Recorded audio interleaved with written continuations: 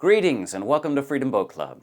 We're thrilled to have you as new members of the club and excited to get to show you that life is indeed better on the water.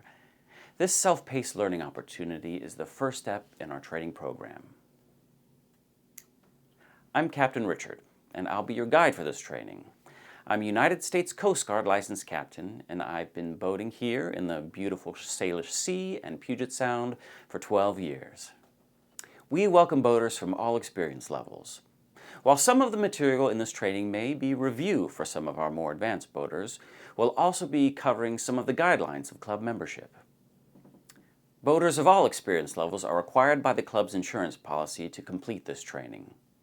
Lots of great information will be shared during this presentation, and if you want or need to review any part of the training, feel free to go back and review that portion of the training more than once if you find it helpful. This course should take about 3 hours to complete. It's broken up into sections so you can pause at any time and resume where you left off. We will present periodic quizzes to help you check your progress. We will be covering the following topics. Rules of the road. Just like the rules we follow when we drive, we have rules we must follow on the water as well. This will hopefully be a review from the State Boater Education Card course. Nautical charts and navigation. On land, we use maps to navigate. On the water, we use charts. In this course, we will discuss some basics of how to read nautical charts and how to use them to navigate safely when you're on the water. Planing holes and their operation. All Freedom Boat Club's vessels operate on a plane when at cruising speed. And in this course, we'll discuss how to safely operate a planing hole vessel in their different operating modes. Crossing wakes. Crossing a wake improperly is the #1 cause of injury on board small recreational boats while underway. So we will discuss what a wake is and how to properly handle crossing a wake.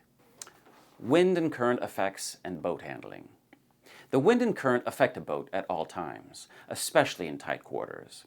We will be talking about what to watch for when out on the water so that the wind and current don't get the better of you. There will be a preview of the techniques you will learn for driving a boat at low speed in tight quarters during your on-the-water training. Emergency procedures, breakdowns, and towing. While we hope you never have to use any of this information here, just like driving a car, the reality is accidents can happen on the water, and we want you to be prepared in case you're involved in an incident while boating. Remember, you can always go back and review any previous section as needed. After you complete this training, the next step will be the on-the-water training.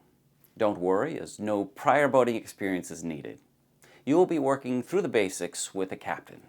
If you have not already scheduled the on-the-water training, please use the Calendly link provided to schedule your on-the-water training at a location and time that works for you. You can use this link to see a list of all our locations, or you can schedule your training. If you're flexible, you may be able to find an earlier training session at a different location than the one closest to you. Please note that we don't offer training on Lake Washington or on the weekends. The on-the-water training typically takes about 3 hours. If you are an experienced boater or a single member, this training may finish more quickly. All trainings will be conducted by a U.S. Coast Guard licensed captain with experience in training new boaters. It will be just the captain and your membership, so you'll get a one-on-one training experience without having to share the captain's time with other members. The training boats on the Puget Sound are cabin boats, so you'll have protection from the weather. On Lake Union, you'll be training on a bow rider. If you're training in the off-season, please dress for the weather using our Pacific Northwest tradition of layers. The cabin will be able to keep you out of our liquid sunshine in the winter, but you will want to dress for the temperature. We will cover a variety of topics while out on the water. We'll chat at the dock for a bit, then get underway and head out of the marina for training. We will be bringing the boat on plane and operating it there. We'll have you practice a couple of maneuvers to get comfortable with how the vessel handles. After you're comfortable with the full speed operations, the captain will be working with you on some slow speed skills before bringing the boat into tight quarters for docking and maneuvering the boat in the marina or at a nearby dock. While maneuvering near stationary objects like docks, slow is pro. When you feel comfortable handling the boat, we'll return the dock and sign the paperwork to activate your membership, which typically takes 2 to 3 days. Remember, we build 3 hours into the schedule. Please use that time with the captain to get as much practice as you need to ensure you can walk away at the end confident and comfortable enough to take a boat out on your own. And if you need or want more training, you have access to unlimited training as a benefit to your Freedom Boat Club membership. Upon successful completion of your training, and once your membership is activated, you can begin making reservations. We encourage you to get out on the water as soon as possible while your training is still fresh. When you make your first reservation, you should see a notes section in the reservation system. Be sure to let us know in the notes field that this is your first reservation, and also remind us when you respond to your reservation confirmation text. It's common to have a few extra questions your first time out, and if the dock master is aware that this is your first reservation, they can make sure all your questions are answered so that things go smoothly during the checkout process. When you arrive at the marina, please be sure to follow the parking instructions noted in the reservation system or in your confirmation text. Please note, some marinas may require payment for parking, while others will honor the Freedom Boat Club parking pass. Non-payment for parking or failure to display the Freedom Boat Club parking pass when appropriate may result in your vehicle being ticketed or towed. The parking lots are not controlled by Freedom Boat Club, so please be sure to follow the rules specific to the host marina of the club you're boating out of. The dockmaster will greet you at the gate and assist you to the boat.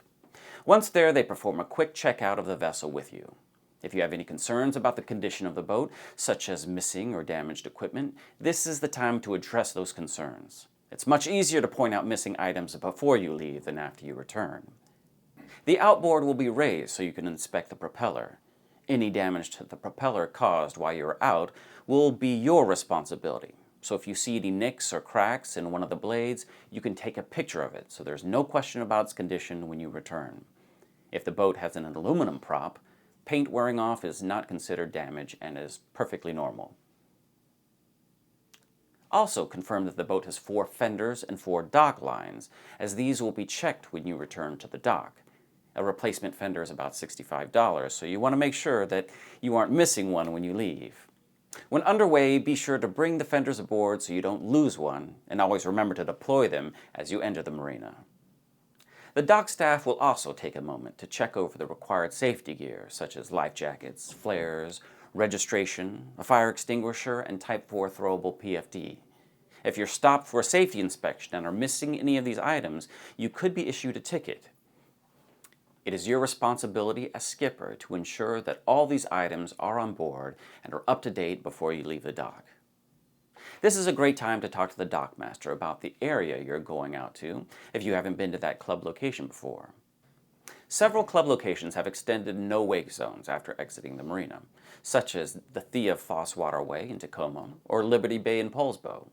It's important to know about these zones and obey the rules while in them. The dock staff can also recommend highlights of the area you're boating in. Our fleet contains a variety of boats, and each one handles a little differently. One of the main differences is whether the boat has an electronic or cable throttle.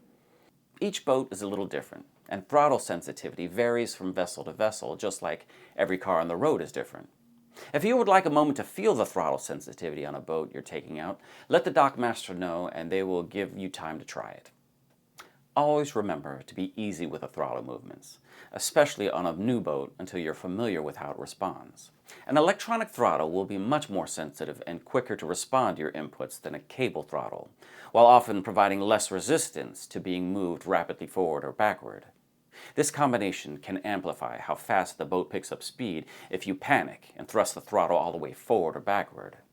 It's always important to know how responsive the throttle on a vessel is, and to drive a boat slowly and remain calm in close quarters such as docking.